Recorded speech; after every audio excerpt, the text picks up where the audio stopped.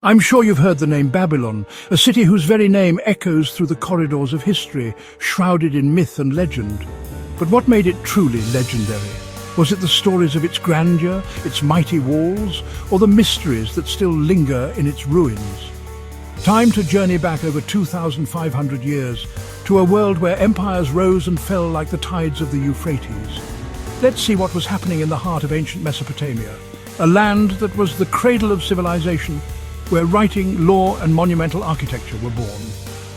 The Neo-Babylonian Empire rose up around 626 BC, shaking off the yoke of Assyrian rule and reclaiming power in Mesopotamia.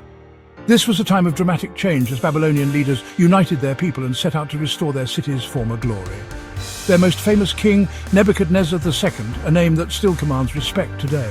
He wasn't just a mighty conqueror. He turned Babylon into one of the ancient world's greatest cities, pouring resources into its transformation and making it a beacon of culture and power.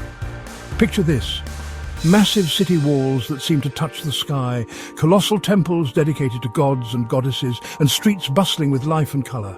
And of course, the legendary Hanging Gardens, one of the seven wonders of the ancient world. Some say Nebuchadnezzar built them for his queen to remind her of her homeland's green hills. Whether myth or reality, the gardens captured imaginations for centuries. Babylon became the centre of science, art and commerce, attracting people from far and wide. Scholars gathered to study mathematics and astronomy, merchants traded exotic goods, and artists created masterpieces that would inspire generations. But it wasn't just about beauty or learning. The Neo-Babylonians were fierce warriors, defending their lands and expanding their borders with determination and skill. Their armies were well trained, and their leaders were both cunning and ambitious.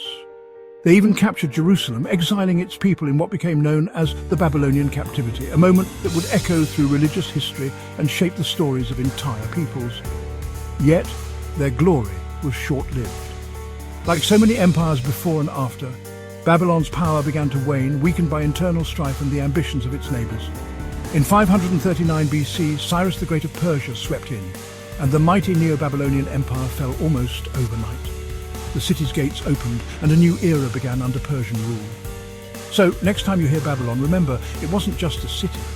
It was an empire that dazzled the ancient world, a place of wonder, ambition and unforgettable stories that still inspire us today.